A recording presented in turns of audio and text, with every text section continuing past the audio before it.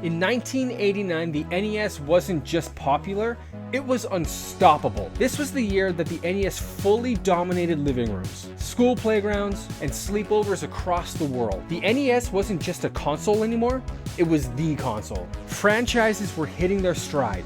Developers knew the hardware inside and out. And the games, they were sharper, deeper, and more confident than ever before. Today, we're counting down the 10 best NES games from 1989, one of the most important years in the console's lifespan. This is Nintendo Timeline.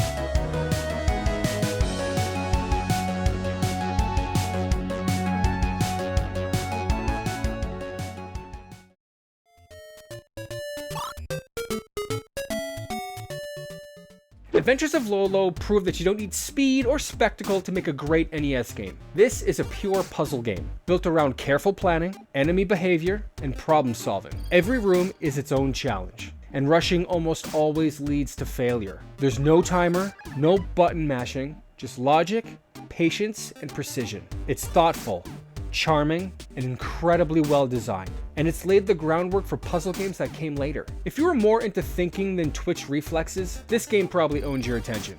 But next up is a game that aimed much higher. Literally.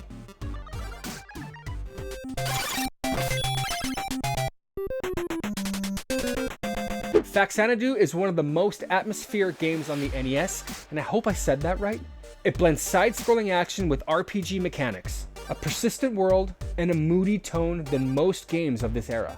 Towns feel lonely, the worlds feel dangerous, and progression feels earned. The game doesn't rush you, it invites you to explore, upgrade, and slowly grow stronger. It's not flashy, but it's immersive. And for most players, it was their first taste of a deeper action RPG on the NES. If this game felt mysterious and intimidating to you as a kid, you weren't alone. Now let's jump into a game that traded quiet exploration for pure chaos.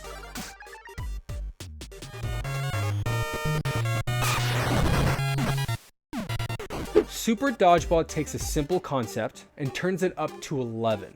This isn't a normal sports game. It's fast, aggressive, and borderline violent in the most fun way possible. Characters have special moves, matches escalate quickly, and multiplayer games often descended into full madness. It's competitive, it's unpredictable, and it's endlessly replayable. Super Dodgeball proved that sports games on the NES didn't need to be realistic. They just needed personality.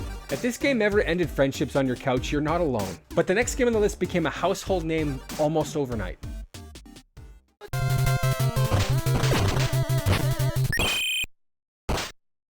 Techmo Ball changed sports games forever. It was the first NES football game that truly felt right. The controls were responsive, the plays were easy to learn, and most importantly, the players felt unique. Bo Jackson alone turned Techmo Ball into legend. It was accessible, it was competitive, and it was ridiculously fun with friends. Even people who didn't care about football loved this game. Techmo Ball didn't just represent football, it truly represented fun. And if you already know which play everybody picked, you're already smiling right now. But next, we're heading into one of the most iconic licensed games ever made.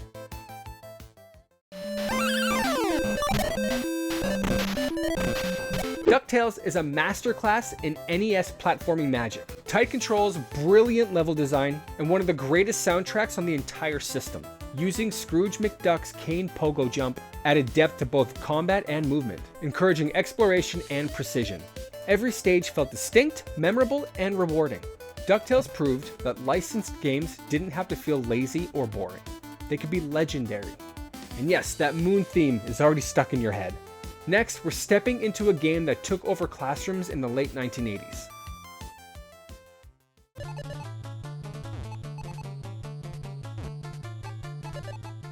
Few games in history are as universal as Tetris. Simple rules, incredible design, infinite replayability. Tetris on the NES became the version for countless players, turning this console into a puzzle powerhouse. Everyone and their grandma had an NES just so that they can play Tetris. It didn't matter who you were, everyone could play this game. And once you started, it was impossible to stop. If you've ever said one more round, you know that's a lie. Now let's move into a game that helped define long-term adventure games.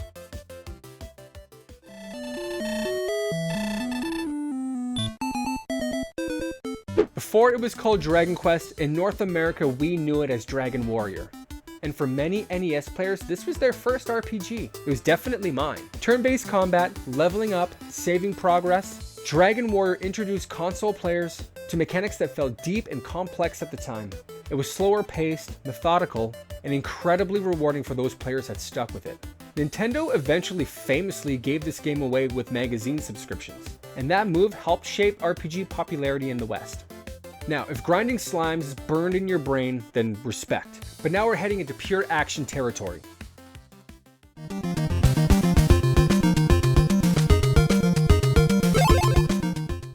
Let's be honest, Teenage Mutant Ninja Turtles on the NES is very polarizing, probably more so than Zelda 2 from the last video. Some players love it, some players hate it, almost everyone remembers it. This game was tough, it was confusing, and often brutal. But in the late 80s, it was everything, and it's the only Ninja Turtle game that we had. Flawed? Yes. Impactful?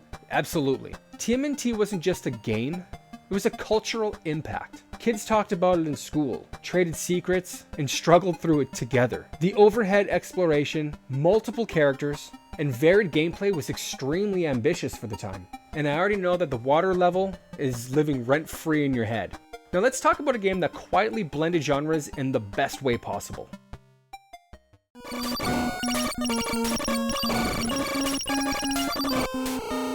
The Guardian Legend is one of the most creative games on the NES. It seamlessly blends top-down action exploration with full-on shoot-'em-up stages, creating a hybrid experience that truly feels unique. The world design is smart, the progression feels satisfying, and the soundtrack for this game is outstanding. It rewards exploration, skill, and patience, without ever feeling overwhelming. This is a game that didn't follow trends, it made its own. And if this game surprised you the first time you played it, you're not alone. But now we've truly reached the top.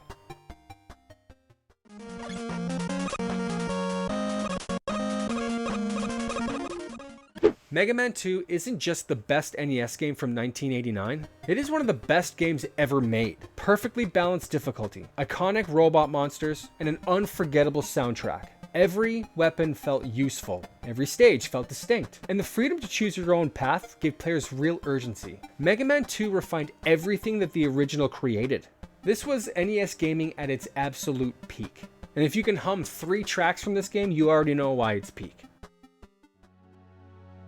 When you step back and you look at 1989, it's staggering. Puzzle games, RPGs, sports legends, action classics. This wasn't just a great year. This is a year where the NES proved it could be literally anything. For a lot of players, 1989 wasn't just about the games. It was about discovery, challenge, and that feeling that every cartridge held a new world. This was the NES firing on all cylinders. And that, my friends, is 1989. The weekly series continues next time with 1990, a year that pushed the NES even closer to its technical limits. Let me know in the comments, what's your favorite game from 1989, and where do you land on TMNT? And give this video a like if you guys want to see me complete the dam level. If you guys want to see the next installment of this, don't forget to subscribe to Super Game Minute, and of course, keep on gaming.